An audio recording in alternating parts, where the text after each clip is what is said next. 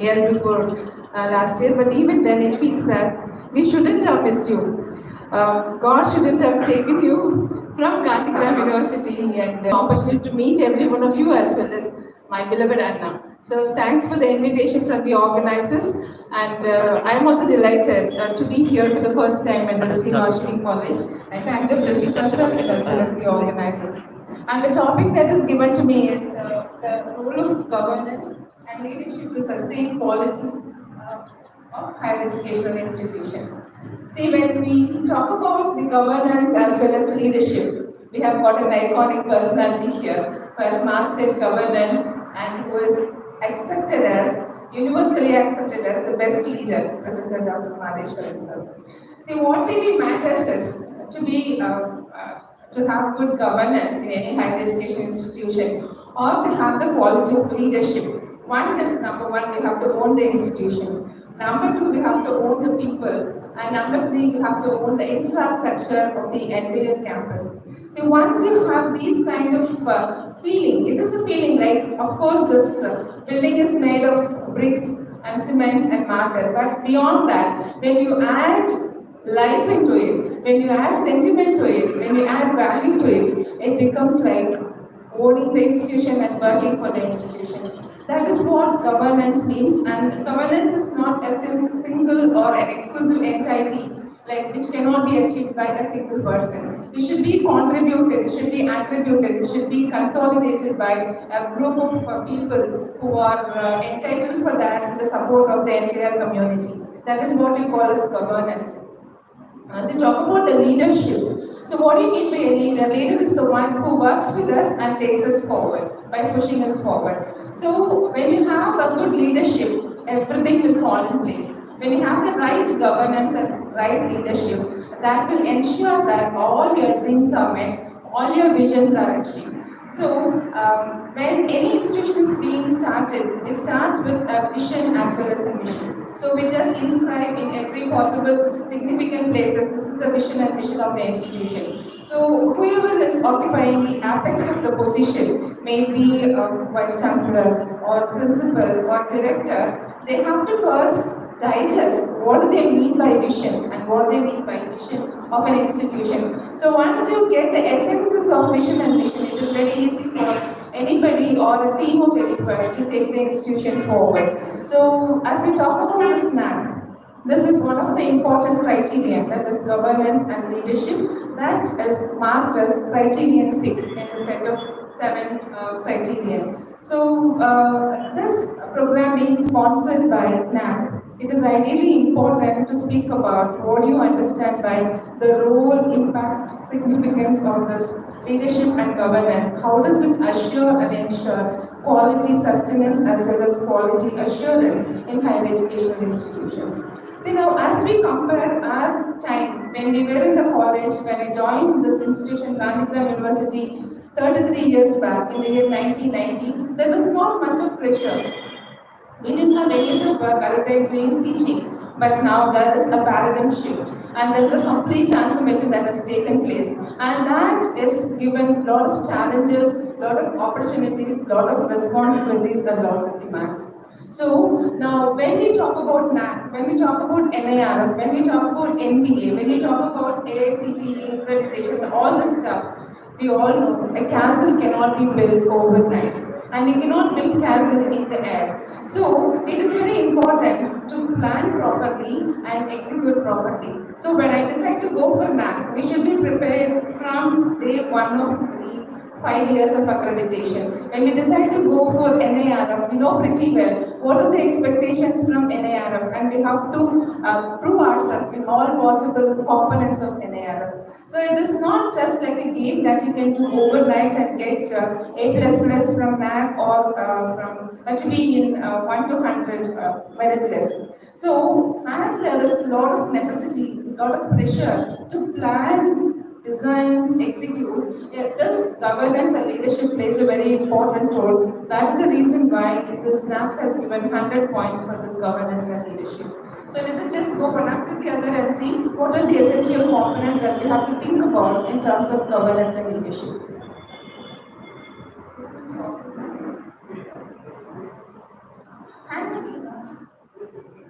I'll be happy to have that.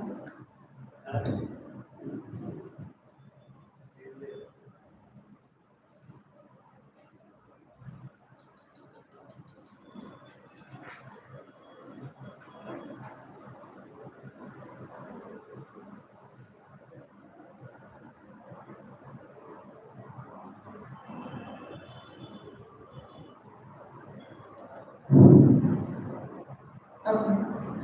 So, I've just given a very crispy definition about governance. So, it is the process of making, enforcing decisions within an organization or in a society that is defined by its own rules and regulations. So, when we talk about the leadership, next please. It is leadership is the ability of an individual or a group of people to influence and guide followers or members of an organization, a society, or a team. So this governance and leadership should go in tandem, should go hand in hand. Only then we'll be able to see miracles in an institution. So, what are the essential components to be taken care of under the banner of governance as well as under the leadership of individual or a team of individuals? Next, please.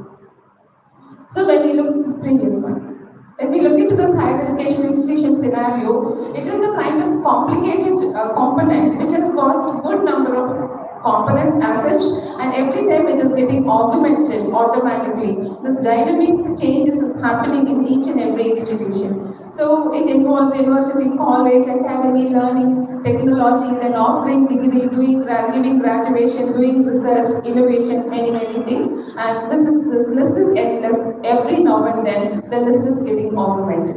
Next please. So as we talk about this criteria 6, we should focus on institutional vision and leadership, then strategy development and deployment, empowerment strategies of the faculty members, financial management and resource mobilization, then internal quality assurance system. So we have got this criteria. Next please. So this is just a model that I have given. For any institution, we have got vision as well as mission.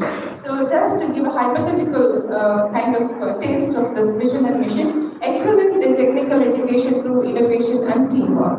And when we talk about mission, educate students professionally to face societal challenges by providing a healthy learning environment grounded well in the principles of engineering, promoting creativity and nurturing teamwork. So depending upon the dreams of the founders, we formulate vision and mission. So for any institution, we have to have vision and mission, and the activities of a higher education institution should get completely aligned with the vision and mission of the institution. You can do all the activities which can strengthen the vision and mission, which can align with vision and mission, but at any point of time, we should not deviate from the vision and mission of the institution. So the program that you conduct, the programs that you offer, the activities that you carry out, and each and every activity that happens in the campus should have close association, close correlation with vision and mission of the institution. Next please.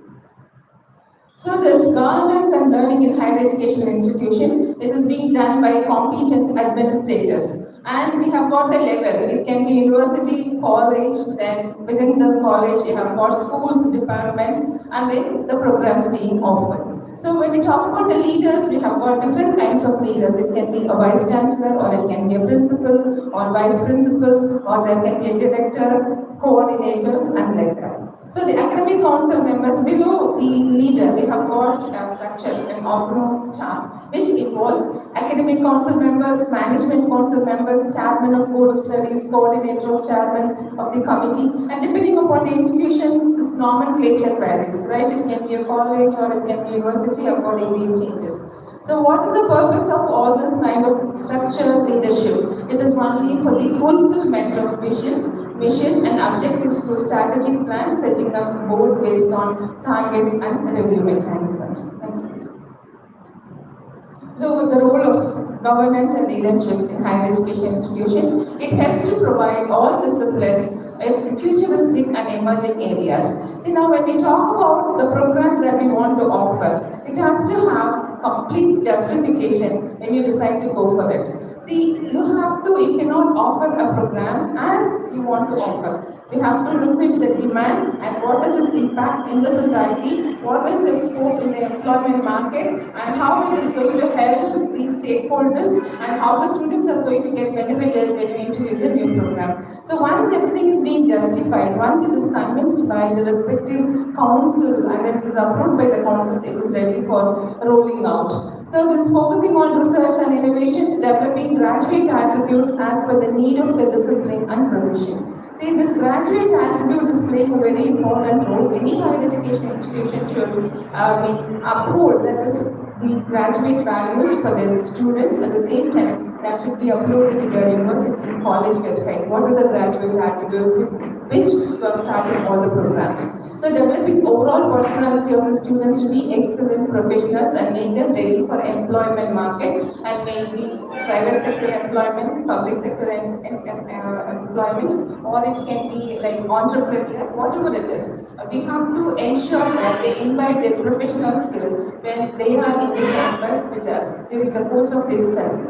So inculcating human values to be a good human being. So there is a kind of statement now, because of the excessive use of this electronic gadgets, and because we always move with machines, right? And we are also turning to be machine, and that human component is truly missing. So it is not sufficient if you make them as intelligent heads. It is also important that they have to train, and they have to shape each and every student as socially responsible citizens. That's very important. That's the reason why UGC is now asking us to offer a program on human value and professional ethics. So in addition to getting graduation, in addition to getting lots and lots of knowledge, it is important that our students should be trained to be socially responsible graduates.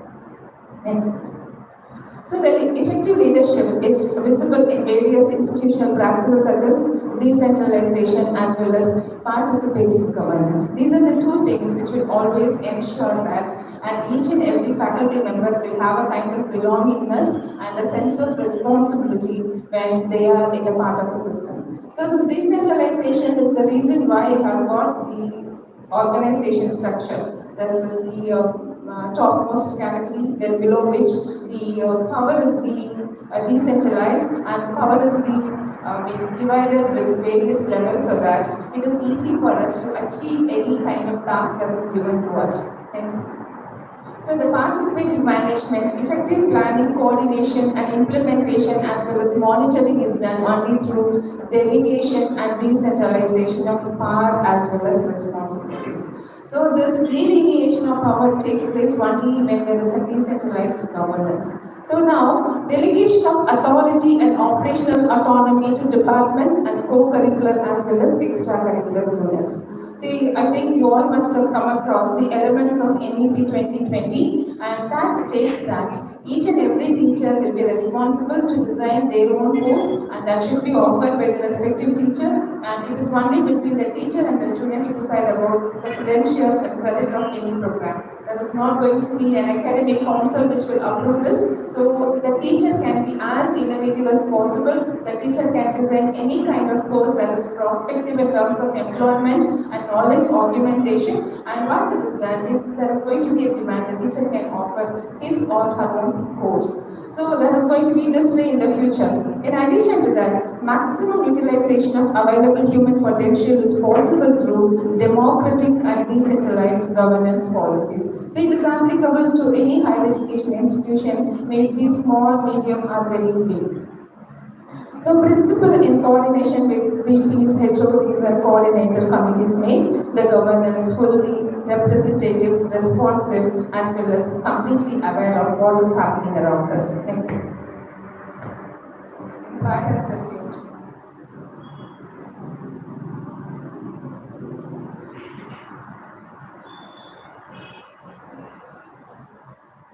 Got reset? System has got reset. Okay. So here I have got Dr. Anand Raj, who is a very good friend of mine from Adi Parashakti College. And we have got a few faces from Bellu, sir. How many participants from other institutions? 50 participants. So when we conduct these kind of programs, that gives us a lot of opportunity to meet each other, number one, because as we talk about the essential best practices of an institution, inter-networking is also one of the components. Unless otherwise we meet together, like get a chance to meet personally, especially after this outbreak of corona, this physical interaction has almost been grounded. So only when we attend these kind of programs, say it is very hard to meet our beloved Anna, like suppose if I don't come here, I have to take all the way to go to Bangalore. Even if I go to Bangalore, I do not know whether he will be available to give me appointment or not because this program is being organized. So at this latest time, we are able to meet. Every one of you must be able to meet him. And then between the other college faculty members, we can interact, we can find the common interest among you, and you can think of going for collaborative paper publication or collaborative project presentation. So these are all the opportunities that you have to take away after you attend the program. It should not be just for the heck of just getting the certificate and just adding to the biodata, right? So it has to have a lot of extrapolated agenda when you go for attending these kind of programs. Okay, back to my work. HODs provide academic and administrative leadership through planning, implementation, and evaluation of various departmental activities. So a principal cannot be held responsible for the success of the entire institution. So as we go for this delegation of power and delineation of the activities to be done, what happens now is, now we fix the responsibility with a few more faculty members, with few more sub-units heads, so that now it is like in management you must be knowing about top-down approach as well as bottom-up approach. So the delegation of power takes from top to bottom, and the success and implementation goes from bottom to top. So it will be kind of getting the gross success and making it the success of the institution. So each and every head of the department should ensure that the given tasks are well met, well executed, well implemented. So as you combine all the success together, that is going to be a success of the institution. So HOD should ensure the various responsibilities related to the department. Now each and every faculty member should be proactive, right? And earlier used to be reactive, right? Like we never foresee what will be the demand that the accreditation body, the ranking body, the government, the funding agency will just bring about. But now we just foresee this could be our next expectation, this could be our next milestone, this could be our next target. So we work proactively so that we'll be able to manage the future challenges with the least efforts. So HOD should shoulder various responsibilities related to the department apart from teaching as well as just managing the department. So the coordinators and members of various committees facilitate the smooth functioning of key co-curricular, extracurricular and extension activities. So that's the reason why now, earlier when we designed the curriculum, we will not have much idea about why at all we have designed the curriculum, because we just pick few subjects from here and there and then just go away. But now we have this program outcomes, then PO, then PSO, all those things are there. That will really give us some kind of insight into each and every course, and we will decide why at all are we offering these kind of courses. So register of the college does the distribution of office administration as well as monitor the non-teaching staff. So this is how power is being decentralized. Next please. So solving problem and taking apt decisions through organizational hierarchy level. So you have college management committee, internal quality assurance departments as well as various other committees. So in the case of CDC level, college development committee, apex decision making body, then takes important decisions about academics, administration, upgradation of learning resources, infrastructure, preparing budget, and then provision of finance for the demands, then sanctioning of sabbatical study leave and many such things. So IQAC, and now IQAC is no more jargon, like every one of us have realized what is the importance of IQAC, and we have got accustomed also and imbibe all the necessary responsibilities at HOD level as we discussed, and they have to go beyond this academic level and they have to work in extra mile so that they will be able to complete all the essential requirements of a HOD in various perspectives. Next please.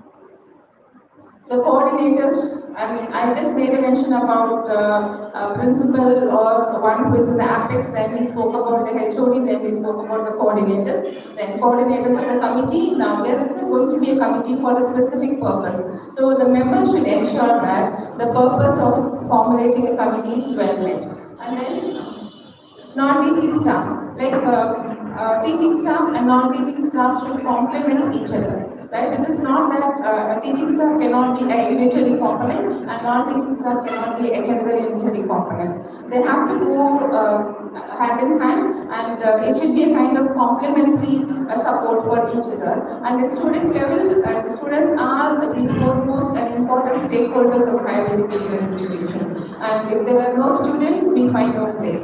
So, as we decide and plan about the activities, whether it is co-curricular, extracurricular, and extension activities, we have to ensure that each and every such activity has got its own value, and that should help them to go for augmenting their knowledge, augmenting their potential towards employment, social responsibility, and many such kind.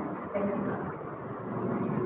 So change in curriculum, there is a kind of mandatory requirement. Once in 3 years, I change the curriculum. But it is not essential or it is not a mandatory component to change only the curriculum once in 3 years. As the system demands, as there is a necessity, you can even do it, right? But of course, for the colleges working under the universities, there will be very limited opportunity to change by itself. But universities and the premier institutions, they exercise this autonomy perfectly well, and they exercise the autonomy for coming out with very innovative programs, innovative courses as and when they like. Of course, for the institutions which work under the university, and even if it is autonomous, the hands are being tied, you will not be able to have the best possible freedom of designing the curriculum of your interest. Then Board of Studies, then this College Development Committee, all the 6 matter when we talk about governance. Next, please. So we have to get involved in short-term planning, medium-term planning, as well as long-term planning. So unless otherwise we have plan, right? I think you all must have seen in the Naac requirement for each and every kind of document that you make, for each and every assessment that you have made, for the audit that you have done, there should be a kind of outcome out of it. What did you learn out of it? And what was the purpose of doing that exercise, and what was the inference that you have carried out from that? So what is the purpose of recording the inferences? That is going to give us insight about what am I going to do in the next year, and how am I going to correct if there is any lacuna, and how am I going to change if the mechanism is not supporting me, and how am I going to help the institution to have a new perspective in terms of academic research and extension. So in order to ensure and keep us alive, to keep us thinking always, to keep thinking afresh, it is very important that we have to just look into the inferences of the committee reports, inferences of academic audit, administrative audit, and that kind of reports will give us a lot of insight. And the planner, those who are in the governance, should take all those kind of recommendations, suggestions, criticisms, which will help us to go ahead. That is the reason why Naac is insisting on having this academic and administrative audit AAA every year. But fortunately or unfortunately, we don't give the due importance, seriousness, commitment to it, and we just do it like a ritual, and they just do it with saying that my requirement of doing this AAA is being done, we just record it and upload it. So that should not be the case, and the steering committee members, those who are involved in decision making and management, should sit together, and that's the reason why we have got planning and monitoring board. Right? This planning and monitoring board should take all these inferences, sit together and decide about the future of the institution in the best possible way. Next, please. So each and every teacher is accountable for the plus and minus of the institution. That's the reason why they ask about, in addition to the enrollment ratio, they also ask about what is the pass percentage of students who are passing out of the campus. Right? So our responsibility of being a teacher doesn't end with teaching alone. We have to ensure that all our students get at least minimum pass mark. Right? And suppose if a student gets 90%, we take the credit. And if the student fails, we just put the blame on the student, saying that I taught well, despite of my best teaching, he or she was not able to get good marks. So that should not be the kind of attitude. And we have taught a child for a complete semester for 4 months, and if that student is not able to get the pass minimum, where does the problem lie? Is it with my teaching or with the student? Now you should be a kind of mentor apart from being a teacher, and you have to find a solution for the problem the student has in the hand. Right? But we don't do that, and after the first, you call it a centralized test or first CFA, and please speak out those who have failed and just call them for remediation and try to find out the exact reason for, and also facilitate them to get a pass minimum. Right then, if you can do that and make all the students to pass, you get 100% in the pass percentage. That is going to help you in another criteria also. So all of you please ensure that your class in your course, right, you have to make them, not pass them, and make them to get at least pass minimum without any failures. Okay, so to ensure accountability through achievement of targets, each one of us should have a target. Suppose if you are a vibrant researcher, you have to set a target. I will at least contribute one chapter in this academic year. I will publish at least one paper in a very high impact factor, and at least two in say medium or UGC CAR or Scopus Index. If we can have a plan of action, that will help us to progress individually, and you will be able to contribute to the gross development of the institution. And when you find time, please try to go through the profile of our beloved Vice Chancellor, and you will get a lot of inspirations, the kind of projects that he has done. See now, you should be always a person who can be inspired by others' achievement. Right? And we have to learn. Suppose if there is a personality who can do this much of work, let me do something in a smaller scale, right? So that I have the satisfaction that I got inspired by this great personality, but that propelled me, that drove me to do the achievement, right? So take the accountability for all the plus and minus, and for the success and failure in a campus, and also incorporate aspirations of the stakeholders. So we have got the parents, then we have got the employers, and then we have got the society leaders, and we must be able to satisfy the expectations, that is quote unquote the reasonable expectations of all the stakeholders. So contribute to the organizational growth, because we should always grow with the organization. The organization cannot grow unless each and every individual faculty, teaching, non-teaching grow, right? And unless you grow, there is no growth for the institution. So you grow and make the institution to grow further. And then to optimize the utilization of resources, this is very important. See, suppose if you decide to go for computers, purchase of computers, take a stock of the available computers and check whether all those computers are being utilized 100%. Otherwise, try to prepare a kind of timetable so that the available resources are being utilized properly for a common purpose, and you can buy computers of higher order for some other purpose. It doesn't mean that because one department has got 20 computers and they have an exclusive lab, I should not decide to go for yet another lab with the same number of 20 computers. It is wasting of public money.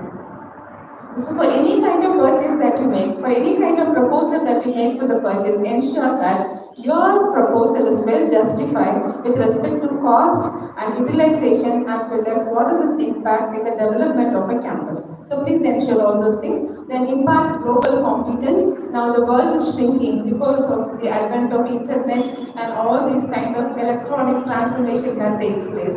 And this artificial intelligence is like, it is amazing and it is banging us. And because the world is becoming very small, and there is always a possibility of your students, our students, to compete with other students who are available in the global scenario. So let us do a kind of a small help. Let us walk an extra mile to empower them to compete with the globally available competitors, so that if they are successful, that is going to be our success.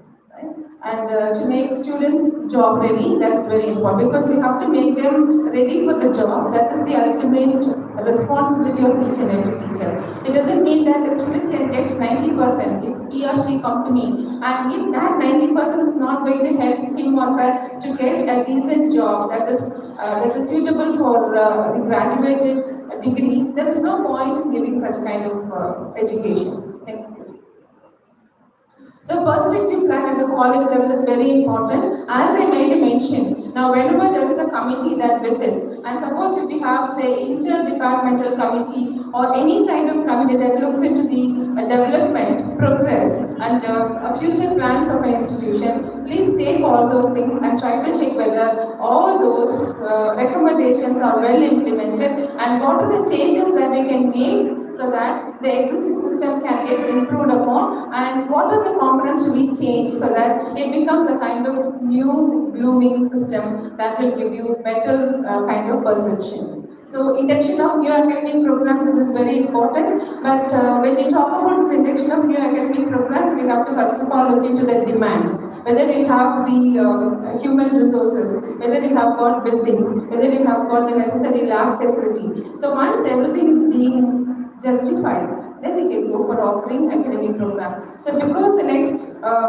competing college is offering, I cannot offer one unless otherwise I have the feasibility to offer one such program. That's very important. So automation of library now, let us not talk about automation of library in general. Now automation is order of the day because we are moving from industry 4.0 to industry 5.0 where it talks about automation. Now automation should cover governance, examination system, then staff maintenance and everything that you name. So it is very important for each and every institution, maybe small or big, to decide about how best you can automate the entire process so that you have easy access to information, easy access to assimilation of information, easy access to collation of data that you have in your hand. So it is very, very important that you have to have an automated system which will help us to gain access to information as early as possible and as accurately as possible so that it becomes a kind of data repository which can be accessed by everyone possible who will be using the data. So creation of business incubation center. Now this incubation center establishment is also one of the important components for every institution. So wherever there's a scope for coming out with innovative ideas, please do go for creating one incubation center, right? And then MOUs with firms, industries, educational research institutions as well as NGOs. So it is very important. One thing that I admired our professor when sir was in our campus was networking. Like sitting in his chair, sir would be able to talk to anybody possible within the nation as well as beyond the nation because the networking matters. So how can we establish network? Number one, it requires your expertise. You have to make the world understand, make the world believe that you are an expert in your own field. Only then they will accept your interaction, they will accept your relationship, they will accept your networking. So to start with, you have to set goal for each and every one of you and you have to emerge as an expert, a recognizable expert, right? Standalone expert in your own domain. So once you make yourself as an expert, the whole world will come towards you. It will try to join hands with you. So networking becomes possible. So what are the best benefits of networking with the NGOs, with the industries, institutions, and other related ones? Number one, sharing of knowledge takes place. Number two, sharing of infrastructure takes place. Then when there is sharing of knowledge, innovation becomes a very easy process. When innovation happens, visibility of the campus is getting improved upon. So this campus gets new visibility. And then when you go for funded projects, when you go for exchange, students exchange, staff exchange, it becomes a very easy. Suppose if you establish one kind of MOU with say an university in Dubai or in Singapore, right? Exchange takes place. So they know about Varsity College and you can also make use of the resources. So you can organize collaboratively one or two conferences, workshop. So that is going to help you in a long way and that becomes a kind of credit for you for your professional career as well as for the institution. So try to plan all those things. Then development of eco-friendly campus. So each and every campus should work towards this zero carbon, like minimum pollution, green campus, all those things should be the primary mandate because Naac also insists on eco-friendly campus and the best practices that each and every institution is doing. So how far can I go? What is my time limit? It's 1 o'clock. Proceed. I should not make you stop. Thank you. So next please. So this is about a perspective plan, and how do we plan about this perspective plan? So the initiation can either be from the head of the institution or it can be at the department level, right? And you need not wait for the head of the institution to give instructions. If you are good enough, you can think of how much can I plan for the perspective plan of my department, for my fellow faculty members, for my students, and that can be consolidated together. So what is the whole idea of going for this perspective plan? Only when you have perspective plan, you can plan about academic research and extension activities, you can plan about the financial requirement. So when you decide upon the financial requirement, you can prepare your budget and you can give the budget so that it becomes a highly concretized document which will tell you that you want this money for this particular purpose. So if it is well justified, probably it can either be approved by some external funding agency or internal funding agency. Next. So the functioning of an institutional body is effective and efficient as visible from policies that we have. It can be academic policy, then it can be research policy, and it is very important that each and every institution will have a set of policies and it will be uploaded in the institution's website. So you have to have as many policies as possible, but approved by the recognized center. So effective and efficient as visible from policies, administrative setup, appointment and service rules, procedures, etc. And please remember, and given a chance at any point of time, we should not try to breach the rules and regulations. That's very important. You should always be strict follower of rules and regulations, and that will give a lot of credibility to the institution where you are working with. Next please. So organizational structure, and there's nothing much to talk about this organizational structure, and each and every established institution will have its own well-established organization structure. Next. Then this college development committee. Now I have just shared what are the functional features of CDC. I will be sharing this with you for want of time. We can just go through this in detail and see and how the CDC should be made efficient and effective in terms of its functional feature, right? And any committee that we have, whether it is college development committee, the academic committee or the innovation committee, please ensure that it should be functional. How to make it functional, you have to conduct as many meetings as possible, and you have to discuss the objective aspects of the aspects which are pertaining to that particular committee and put it into as a document and implement it. It becomes a kind of plan being implemented for appropriate action. So that is what we have given here. I'll just read the last one. Encourage and strengthen research culture, consultancy and extension activities in a college or a university. So unless otherwise all these components fall in place, it's very hard for us to get good score in your Naac accreditation, right? So it insists on consultancy activities, it insists on extension activity, and please remember that extension activity should have its own objective and you must have done it in a scientific manner, and that must have produced measurable outcomes. It is not that I visited 5 villages, I went with 5 students. Okay, what kind of transformation were you able to bring about in a particular village where you were? So any kind of activity should have the respective measurable, quantifiable outcome. Only then that will fetch us marks in the Naac assessment. So please ensure that whenever you do any kind of extension activity, just prepare a small document that speaks about what are the objectives with which you started your program and what was your plan of action and were you able to achieve, and if you were not able to achieve it 100%, never mind. Please list what were the limitations that stopped you from getting 100% success. Right? Next. So just keep it. Now in this I just want to make a mention about this ICT. This ICT, Information and Communication Technologies. Now this has come with a big bang.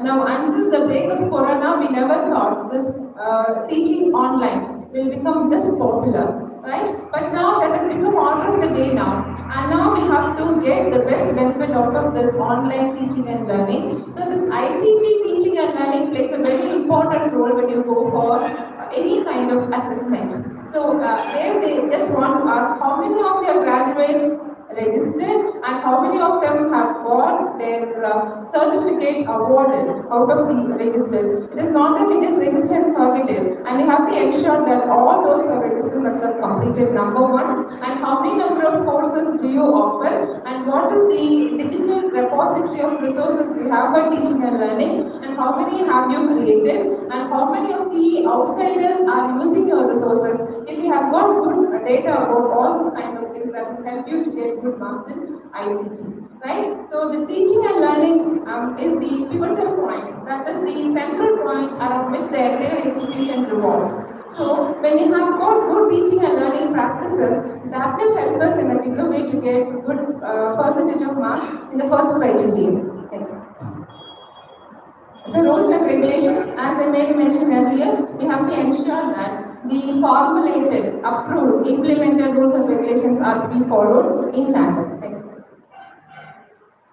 So grievance redressal mechanism. This is very important. Now, any governance should ensure that each and every employee should be happy, committed, and feel at home. So, for that purpose, the government should always take necessary mechanism to just check out then and there in a periodical manner what are the grievances with which the employees are suffering.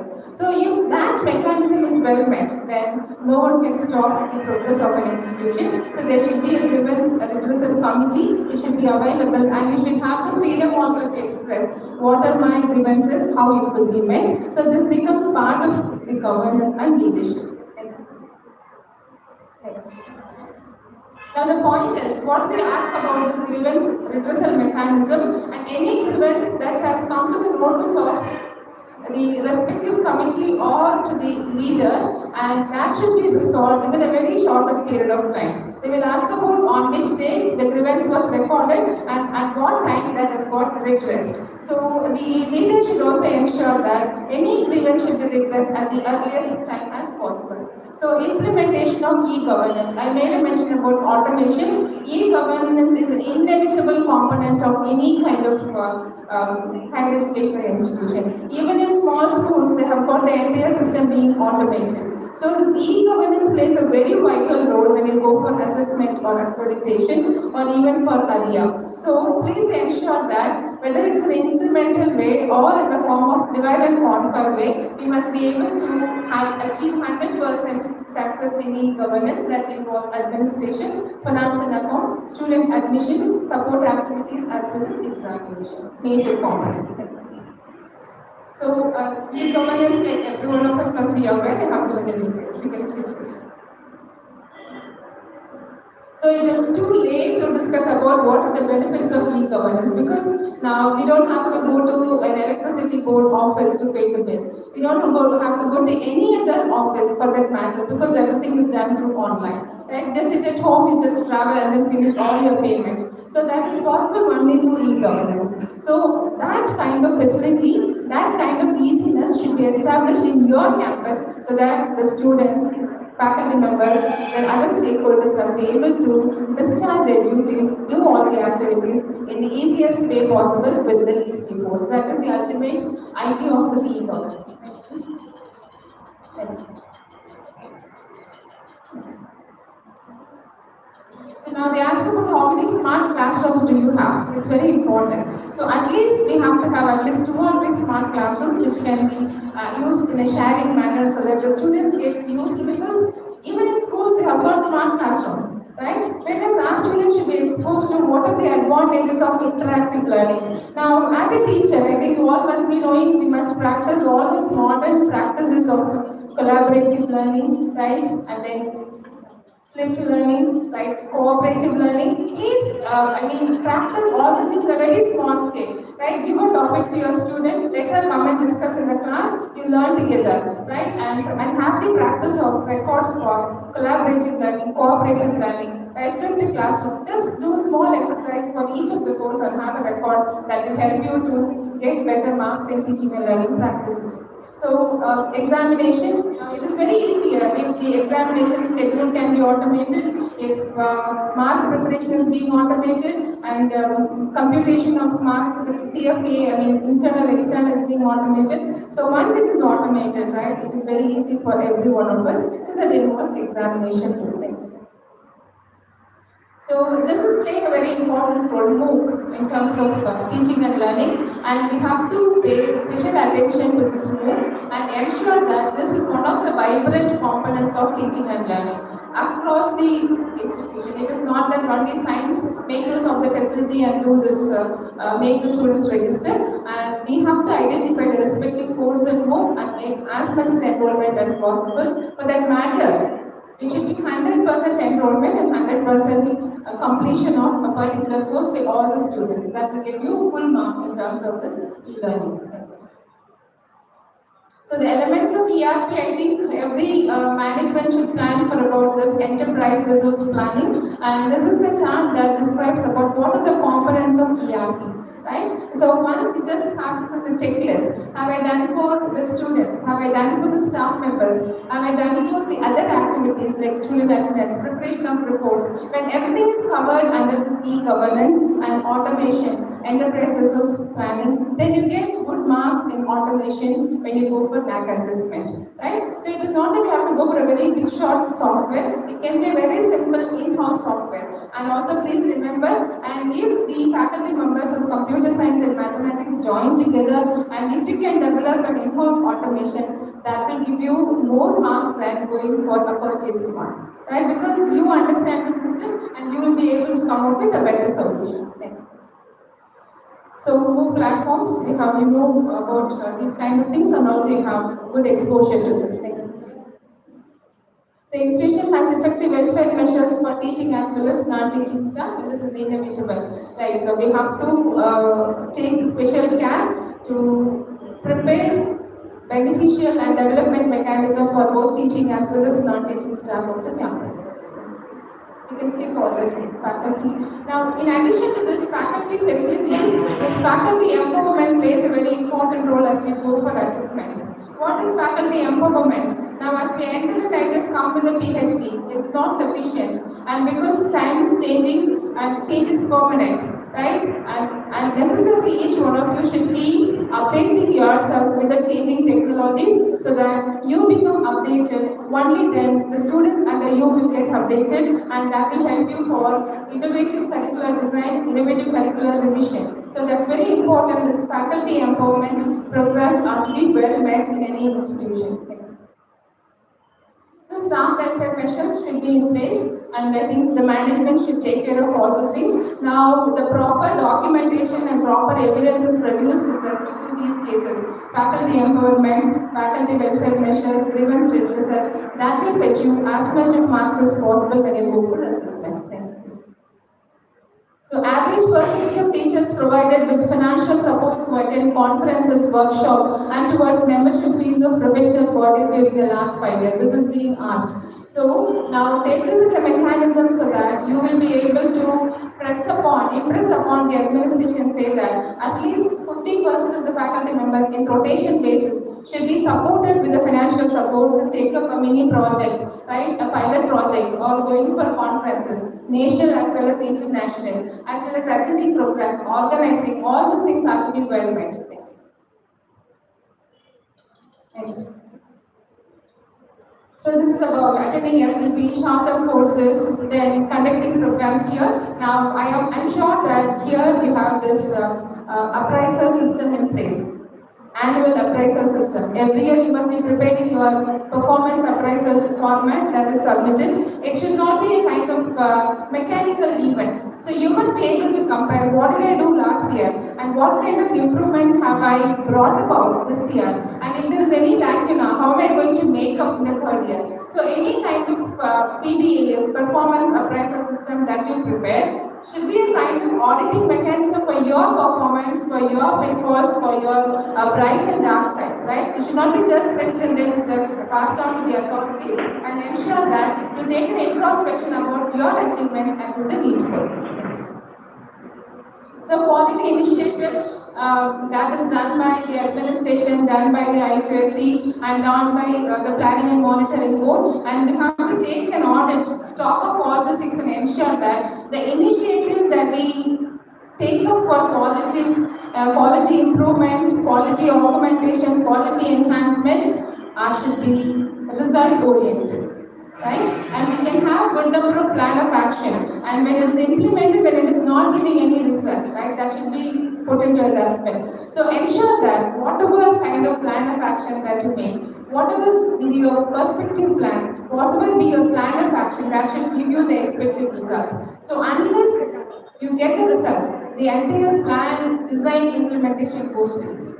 Right? So have a kind of retrospection about had I gone wrong in the previous year, how can I make it positive this year? So that should be your attitude, that should be your perception. Next. So impact of performance appraisal. I'll just read this alone because this is very important. So improvement in overall performance of faculty and students are to be well taken care of, and you have to draw as much of inference as possible from this first point. Then active participation of faculty in seminar, conferences as well as workshop, and improvement in research output of faculty as well as students. Now you may be just thinking, it is just a college, right? And it is not a university. How am I going to improve my research profile, publication profile? Please take my words. You just take the students granted. There may be a group of students who are doing their project with you. And if you can give a good problem to them, they are smarter than us, they can solve the problem, come out with a good solution, that can be converted into a paper. Right? And please ensure that you always guide your project which is worth enough for a publication. So if you have 5 students, then you can have 5 publications, and you have to just guide them, you don't have to put any force. So then improvement in research output of faculty and students, good number of students are rank holders, that's very important, right? Ensure that, just motivate them. Then strengthen the students-teacher relationship, interaction with the industry is very important. Next. You can skip the performance of non-teaching staff, please take them into account. We are not the only one component of this institution, they are the complementary component, and we have to ensure that they are also happy, well satisfied, their grievances are well taken care of, and their needs are met. Next. So then, this audit checklist is very important, right? We have to go for internal and external audit. We call it as academic and administrative audit, and that should be a kind of feeder for you to get as much as details as possible about the current status and scope for future development. Next. So fund mobilization and utilization, and the foremost possibility is getting from the institution, and second one is they have to write as many proposals as possible, inviting fund from the other funding agencies. Next. Next. These are all the expectations from the Naac. Next. So resource mobilization strategies. I just list this because it is worth mentioning. So revenue generated through consultancy, then revenue from training programs, conducting training programs and mobilizing fund, then industry research project, taking up the problem from the industry, working with them and getting some funding from them, then sponsorship from various events, conferences, seminar, provide laboratory facilities to the industry, then endowments, mass purchasing and trading with respect to purchase of new items, then transparent procedure of budget allocation to all departments, and for extracurricular and co-curricular activities, optimal utilization of lab, library and infrastructure. Next. Budget allocation, that should be done as per the demand and requirement. Next. So IQAC, I think IQAC is quite functional here, and you must be, contacting the experts beyond your institution, and I think it is rolling out in the best possible way. So quality promotions, teachers guide, their activities are to be tracked, then online admission process should be ensured, then ICT enabled classroom should be available, then introduction of new programs, then Wi-Fi enabled campus which can connect you all together, organization of various seminars, conference, workshops, symposia, etc. Then good canteen, student service facilities, student support centers, then budgetary provision for faculty student research activities, then installation of CCTV cameras so that everything is transparent, then conducting of green and energy audit, and structural changes of classrooms for optimal utilization. Next please. Next.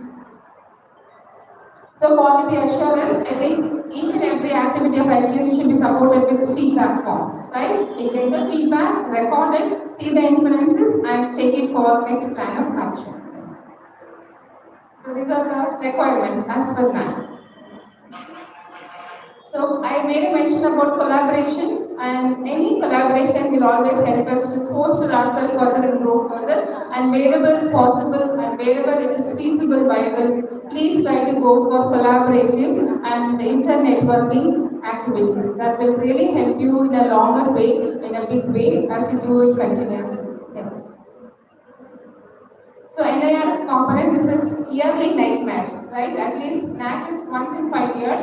So every year, before you could relax yourself about the previous NIRF ranking, then you'll be asked about the data. So you should be very careful about what are the parameters like teaching, learning resources, research and professional practices, graduation outcome, industry and inclusivity perception. Please focus wherever it is possible and try to get your ranking. Next, please.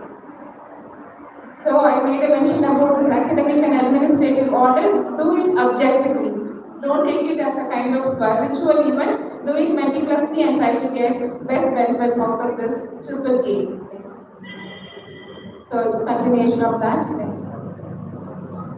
Post accreditation initiatives. So what am I going to do after a particular accreditation? Now we have to prepare the vision document for the next 10 years and perspective plan for the 5 years, setting up formal management information system to get as much information as possible, experimental learning in key areas of science and collaboration with foreign universities, if not nearby institutions or national institutions, active participation of students in organizing, conducting intercollegiate, cultural, sports events because they gain marks.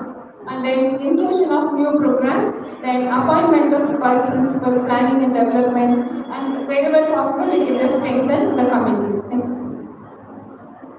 So QA initiatives, it is a continuous phenomenon. So quality augmentation is always a continuous phenomenon. So you have to ensure that it keeps rolling in all possible ways. So I'll just try to complete with this LMS 10 rules of success. Act despite fear. Focus on the customers. Have high pain threshold. Please underline this. Have high pain threshold when you want to achieve, right? And be rigorous in self-analysis. Unless you analyze yourself, it is very hard to infer about you. So rigorous have a rigorous self-analysis and expect to fail. There is always a possibility when you take a venture, you may fail, right? But expect to fail, but don't fail because you have not made an attempt. Have a sense of humor, right? Whenever possible, just take a break and be humorous and socialize in the community. Let us not be a kind of robo, too mechanical, right? Not worrying about the people around and be humane. And then do your course, whatever the duties and responsibilities, let us not wriggle from that and be an adventurer and inspire greatness in each and every one of you. Next, please.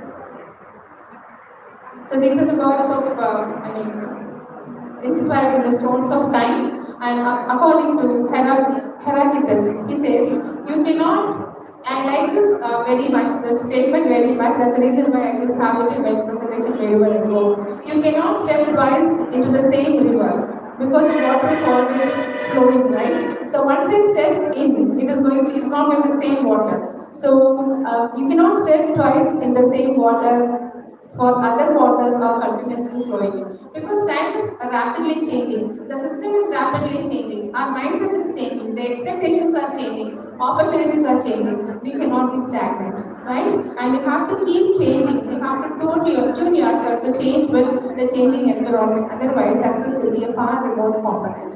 So Mahatma Gandhi says, "Be the change that you wish to see in the world."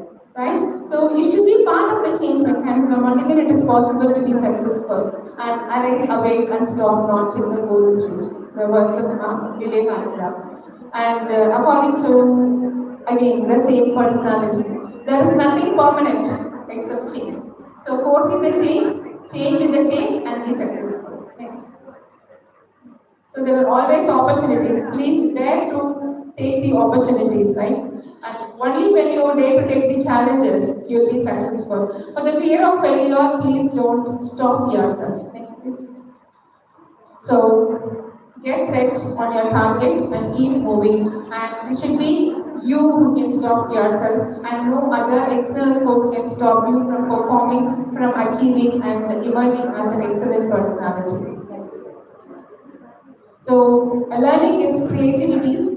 Creativity leads to thinking, and thinking provides knowledge. Knowledge makes you the greatest personality. The words of the great legend Abdul Kalam.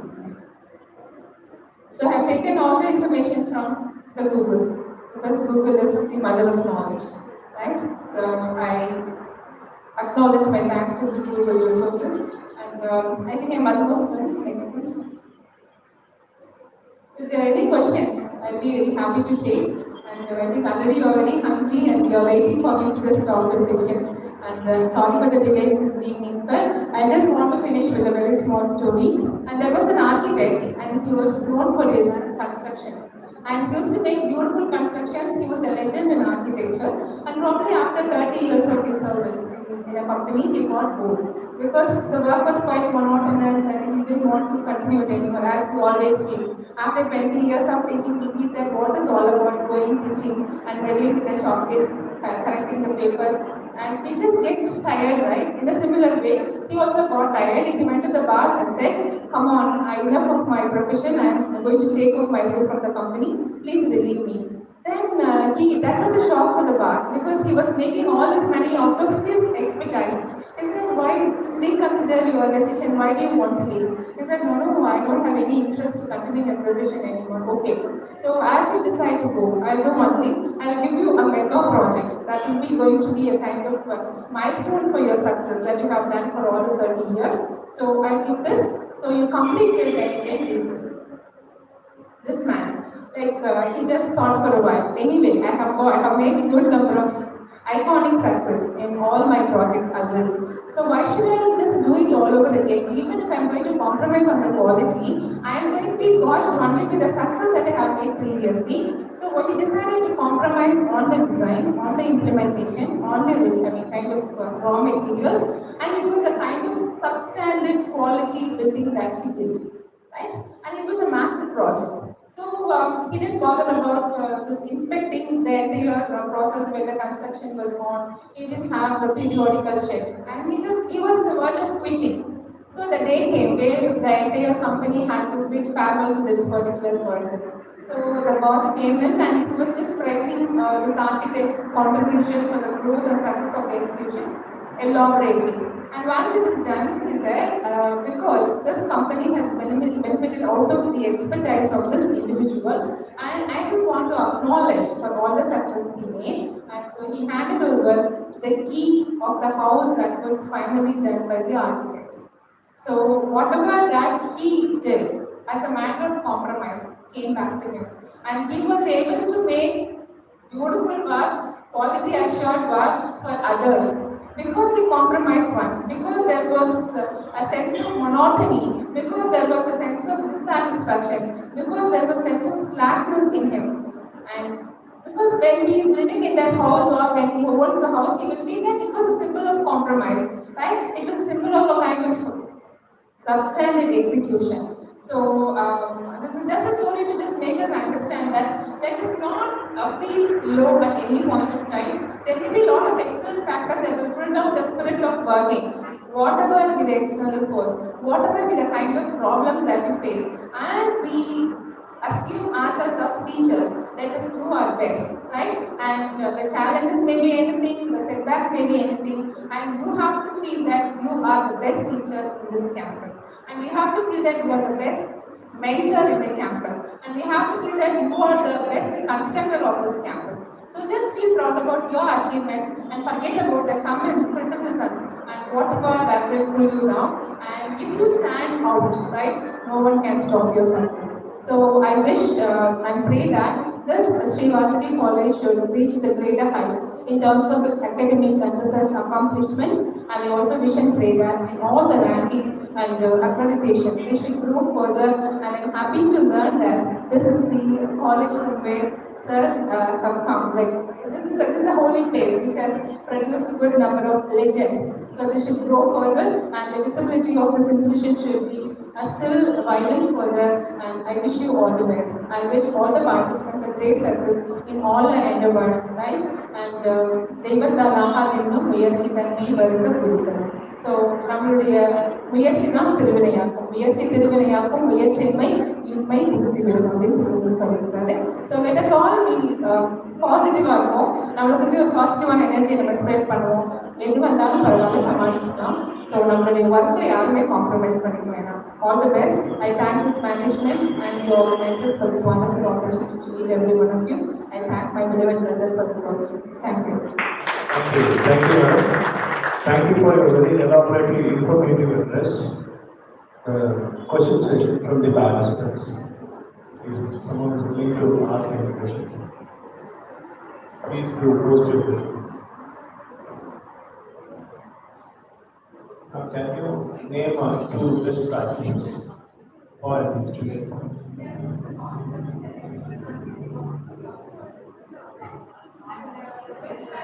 Can be like you can fix a domain, whether you want to have it in the administration, whether you want to have it in academics, or research, or your publications, or maintaining the campus, or recycling the e-waste and electronic waste, or the solid waste management.